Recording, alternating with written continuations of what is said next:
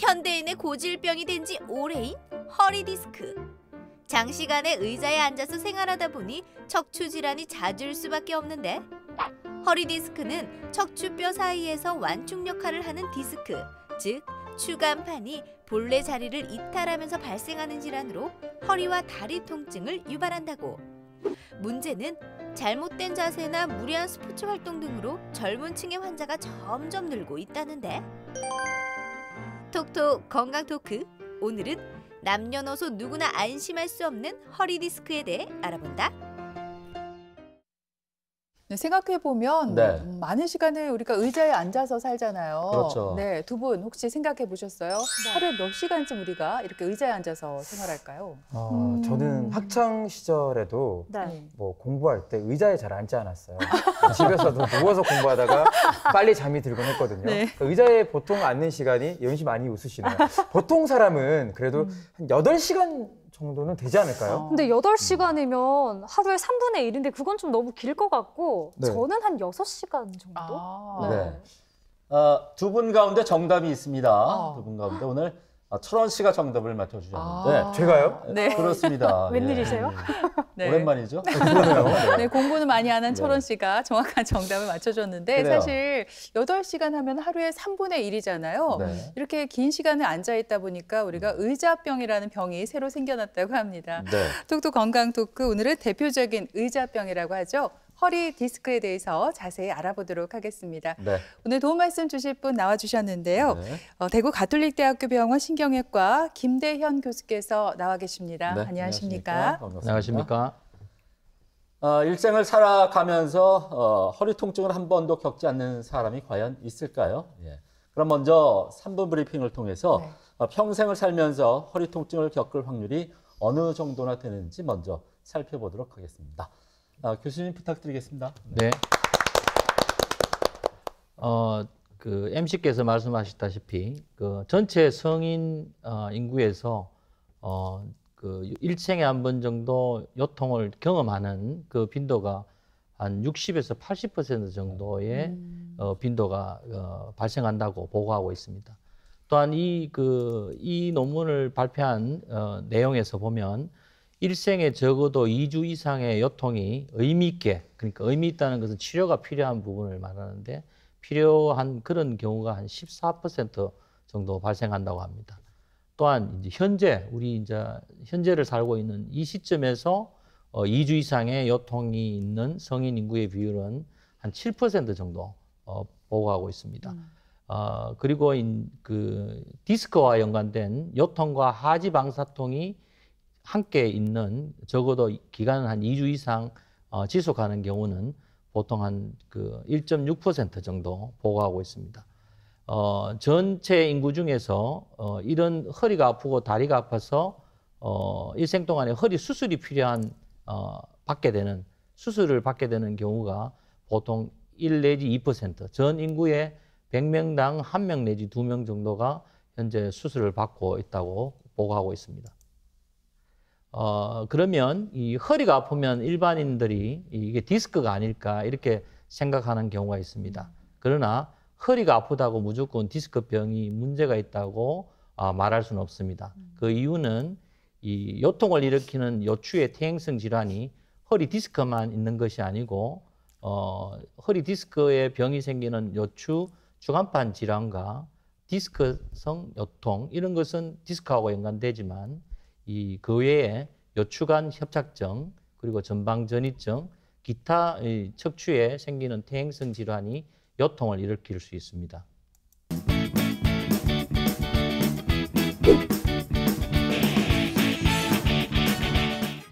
네, 저도 그 가운데 증상이 하나 있어요. 허리가 삐끗한 것처럼 아픈데 사실 걱정입니다. 오늘 허리 디스크 공부하려다 보니까 다 제병같이 느껴지는데, 사실 허리 디스크는 현대인의 고질병이라고 할 정도로 흔하잖아요. 이렇게 많은 사람들이 왜 허리 디스크를 안고 살아갈까요? 네, 척추가 우리 몸에는 그 경추와 흉추, 요추, 천추, 미추로 이런 나누는데, 거기에 이제 항상 움직이도록 되어 있고, 움직이는 구조물이 결국은 이제 인대나 힘줄에 의해서 움직이게 됩니다. 네. 그러면 거기에 발생하는 모든 구조물에는 통증을 느끼는 신경들이 분포되어 있습니다.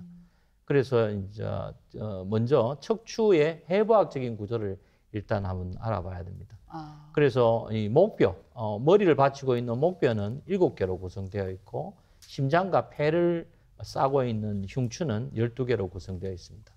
오늘의 주제인 요통과 관계되는 디스크는 요추 부분이 5개로 되어 있고 그 밑에 요추와 이 골반을 통해서 다리로 내려가는 골반을 형성하는 것 중에 하나인 천추는 5개로 한 몸으로 되어 있습니다.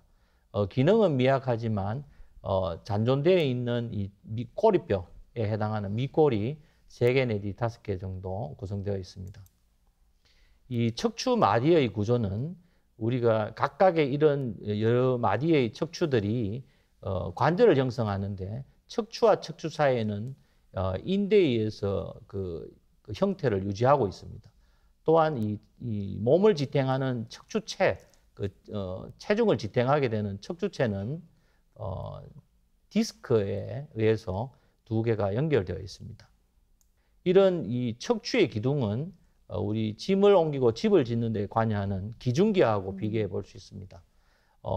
기중기의 중심축에 해당하는 것은 앞에서 이야기했던 흉추, 요추, 천추와 같은 척추뼈와 척추뼈를 연결하는 주간판, 디스크, 그리고 이제 이 기중기를 움직이는 작동하게끔 하는 근육에 해당하는 척추로 봐서는 근육에 해당하는 작동하는 기계가 있고 이런 기중기를 균형을 유지하기 위해서 좌우 위쪽에 있는 강선 부분이 있는데 이것은 척추 주위에 있는 인대가 여기 역할을 하게 됩니다.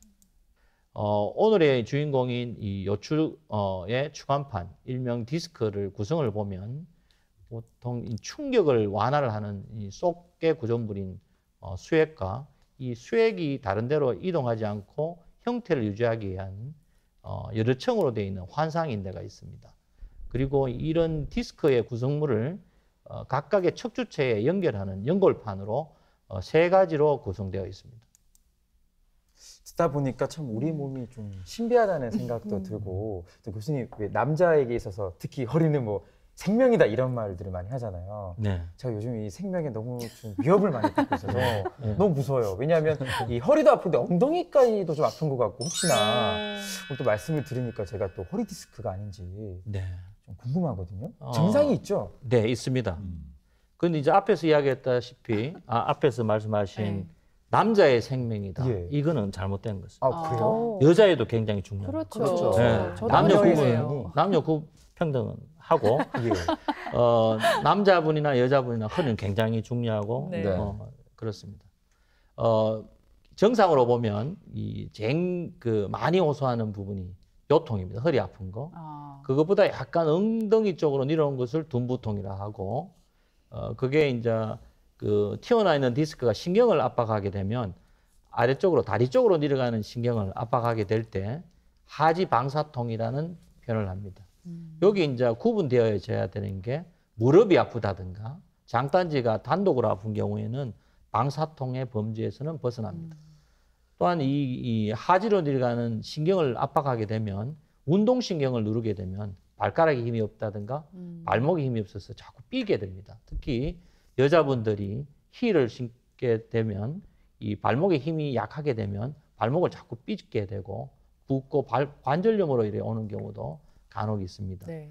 또한 감각신경을 압박하게 될 경우에는 감각이 둔하다든가 저리다든가 이런 이상 감각을 호소하기도 하고 환자분들이 이제 디스크가 전형적으로 있는 경우에는 본인이 테스트를 해보고 다리를 쭉 뻗은 상태에서 들어 올리기가 힘들다는 표현을 하기도 합니다.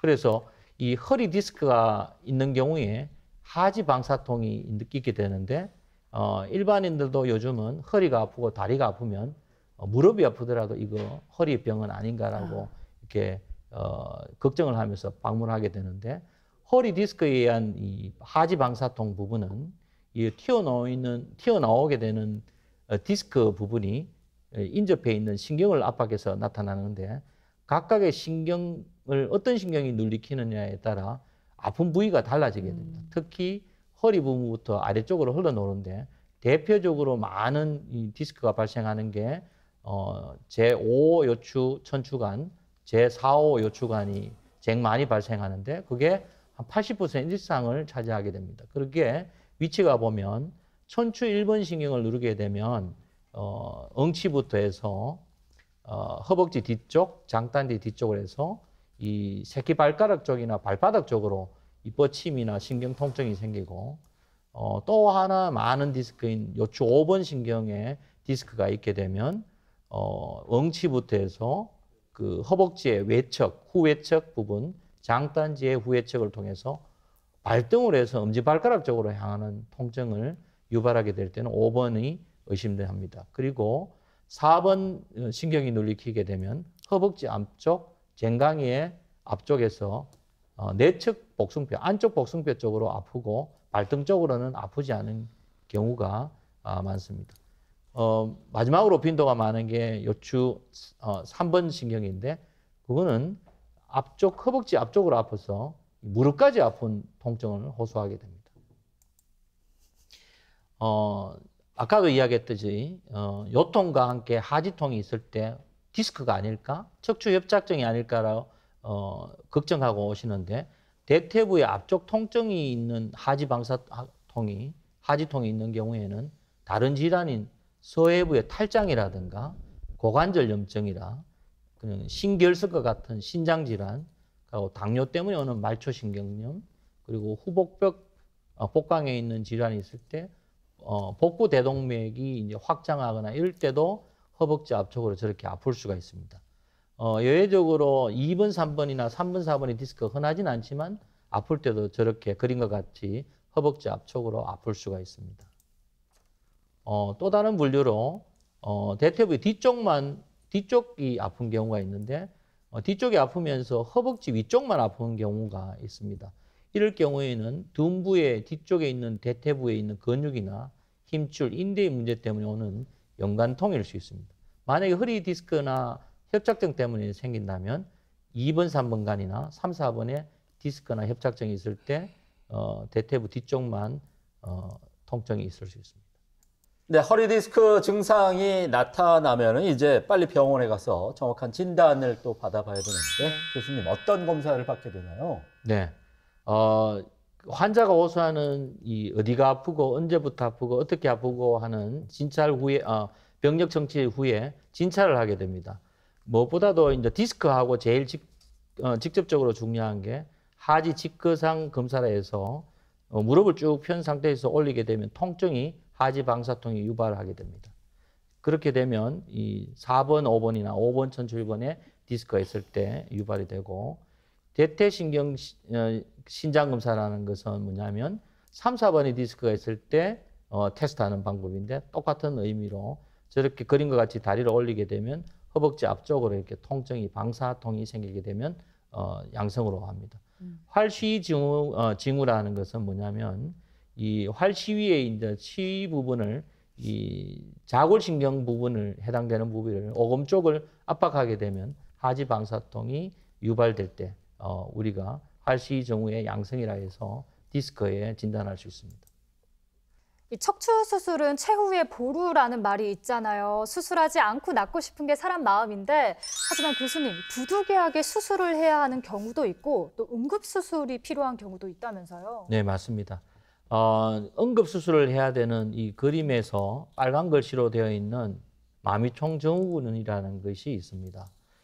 요추간판 탈출증의 수술적인 치료가 요하는 경우가 꼭 해야 되는 경우는 어떤 경우냐면 2, 3개월 이상 동안 비수술적인 치료를 하는데도 불구하고 통증이 호전이 안 되는 경우, 그리고 보행을 하면 할수록 더 심해지는 하지 방사통이 있는 경우, 운동신경의 마비 때문에 다리 힘이 없어가 걷기가 어렵고 근육이 말라가는 경우, 무엇보다도 응급수술이 요하는 이 마미총 증후군에 대해서 잠깐 알아보면 이 MRI 사진에서 보이는 것과 같이 심한 디스크가 있어서 그 이하 부위로 가는 신경 모두가 압박이 있는 경우에 항문 주위에나 회원 부위에 있는 감각이 소실하고 방광 기능이 이상이 와서 이 방광 조절이 안 된다든가 대변의 관략근에 마비가 일어나서 실변을 한다든가 양하지 신경이 마비가 있어서 마비가 온다, 하지에 마비가 온다든가 항문 관략근이 이완이 되어서 대변을 참을 수가 없다든가 이럴 경우에는 응급수술을 해야 하는 그런 경우입니다. 응급수술을 하더라도 마미증 증후군은 한 50% 정도에서는 회복이 안 되는 경우입니다. 네, 일단 허리가 아프게 되면 거동 자체가 불편해지기 때문에 그냥 둘 게 아니라 빨리 치료를 받아야 될 필요가 있는데 교수님, 만약 초기라면은 뭐 약을 먹는다거나 물리치료 이런 것만으로 치료가 가능하겠죠? 어떻습니까? 가능합니다. 네. 척추 질환은 무엇보다도 이 마비가 있다든가 이런 증상이 심하지가 않을 경우에는 시간이 지나가도 좋아질 수 있습니다.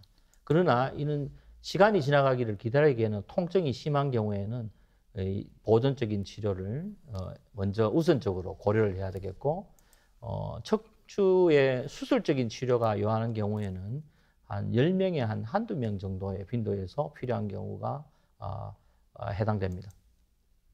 먼저 비수술적인 치료를 알아보면 휴식과 안정만 해도 통증이 좋아지는 경우가 많습니다. 그렇지만 이 약물을 치료를 하게 되면 그 정도라든가 기간을 단축시킬 수 있다는 점에서 약물 치료를 꼭 먼저 해야 되겠고 또한 이게 개인 병원이나 집 가까운 동네 병원에서 물리치료 같은 것을 해도 이 약물 효과를 더 증가시킬 수 있습니다.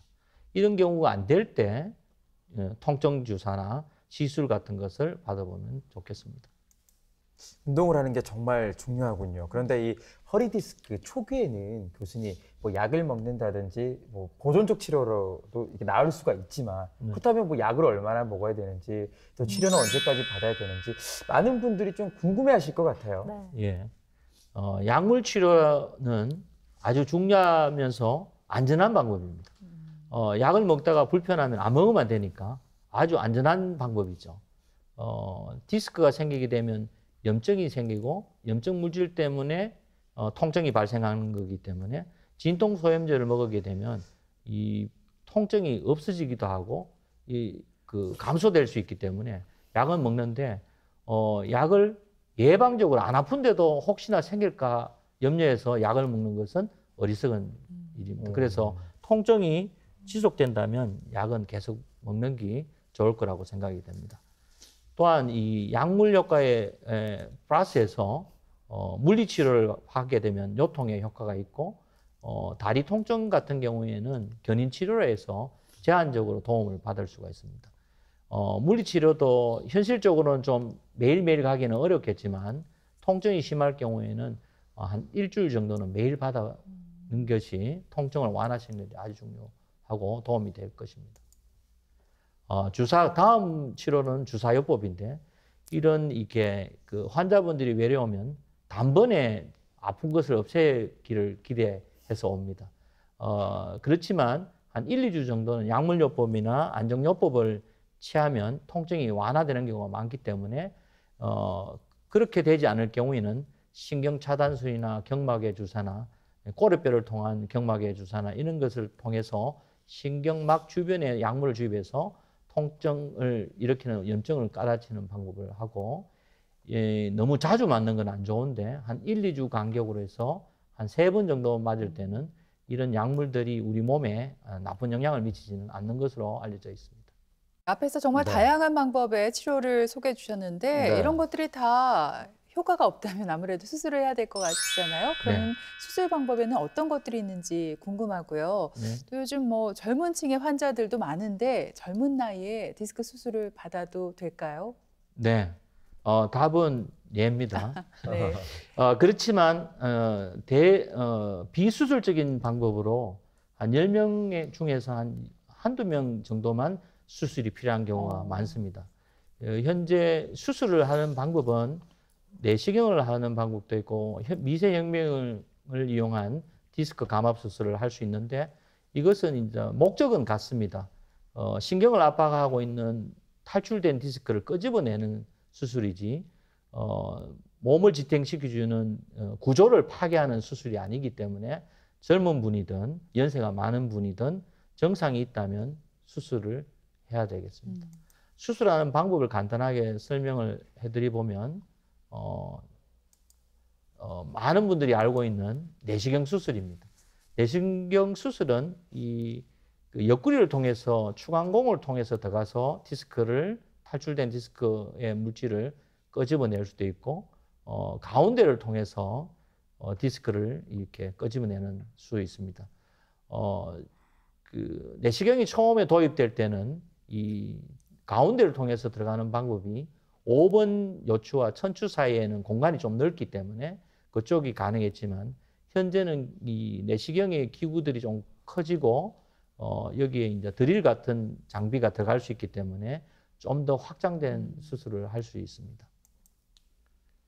또 최근에 많이 발달되고 있는 방법이 이 관절경 수술하는 것과 비슷하게 이 양방향 내시경 디스크 수술 방법인데 이것은 이 내시경 단방향, 하나 앞 슬라이드에 나왔던 단방향보다는 좀 더 현미경 수술과 비슷한 방법으로 할 수 있기 때문에 현재 결과가 좋다는 레포트와 많이 시행하고 있는 방법이 양방향 내시경 디스크 수술입니다. 무엇보다 역사적으로도 오래되었고 현재 골드 스탠다드는 아직까지도 현미경 하에 디스크 제거 수술을 하는 것인데 이 현미경 하에 디스크 제거 수술도 절개가 많지 않고 이런 그림과 같이 관견인기를 대롱을 꽂아서 수술하기 때문에 척추를 움직이는 근육의 손상이 적게 하면서 현미경을 이용해서 디스크를 제거하기 때문에 수술 후의 통증이 과거에 비해서는 많이 줄었습니다. 네, 오늘 이렇게 허리 디스크에 대해서 함께 알아봤는데요. 교수님, 끝으로 척추 건강을 지킬 수 있는 방법 여러 가지가 있을 수가 있을 텐데 좀 소개를 해주시죠. 오늘 제가 놓은 것은 이 운동요법의 중요성을 더 강조하기 위해서 나왔습니다. 네. 그림과 같이 인터넷에서 저도 이제 그 그림을 구해서 왔는데 보면 허리뼈를 중심으로 있는 그 코어 근육을 강화시키는 운동이 인터넷을 찾아보면 이미지로 이렇게 많이 나와 있기 때문에 이걸 이용해서 운동을 하는 게 최고 중요한 내용입니다. 그리고 제가 몸담고 있는 대한척추신경외과에 척추 건강을 위한 5계명이라는 것을 선언하였는데 1번은 뭐냐면 매일 아침 5분 스트레칭을 시행하자. 2번은 가슴을 쭉 펴고 허리를 꼿꼿하게 하자. 3번은 허리 근육을 강화하는 것이 요통 발생에 예방하는 데 필수적이다. 4번은 스마트폰이나 모니터를 사용할 때 오래 앉아 있지 말고 한 30분 정도 후에 몸을 움직여서 풀어주자. 그리고 여자분 나이가 들면서 뼈가 약해지기 때문에 적당한 일광욕을 통해서 비타민 D 형성을 조장하거나 비타민 D나 칼슘을 섭취를 많이 하고 적당한 운동을 하자. 이것이 5대 강령을 지키면 요통 발생에 예방하는 데 아주 큰 도움이 될 거라고 생각합니다. 집의 기둥이 흔들리면 집이 무너질 수밖에 없습니다. 우리 몸도 마찬가지인데 몸을 지탱하는 척추가 흔들리면 지금까지 지켜온 건강이 한순간에 무너질 수밖에 없습니다. 네, 그런 만큼 증상이 조금이라도 나타난다면 네. 며칠 쉬면 낫겠지 하고 그냥 방치하지 마시고요. 네. 병원에서 정확한 진단 꼭 받아보셨으면 합니다. 네. 네, 지금까지 이 시간 도움 말씀에 대구 가톨릭대학교 병원 신경외과 김대현 교수께서 수고해 주셨습니다. 네, 네, 고맙습니다. 감사합니다. 김철원 씨, 장혜연 씨 두 분도 수고했습니다. 네, TBC 클리닉 건강 365 오늘 준비한 내용은 여기까지입니다. 한 주간 건강하게 보내시고요. 네. 저희는 다음 이 시간에 다시 오겠습니다. 고맙습니다. 고맙습니다. 나이가 몇 개, 뭐 몇 개? 술피즈. 우리 이거 보지 마. 야. 야, 서방한테 야. 왜냐면 내 멘트가 아니었거든. 내 뒤에 거까지 못 해. 아니야.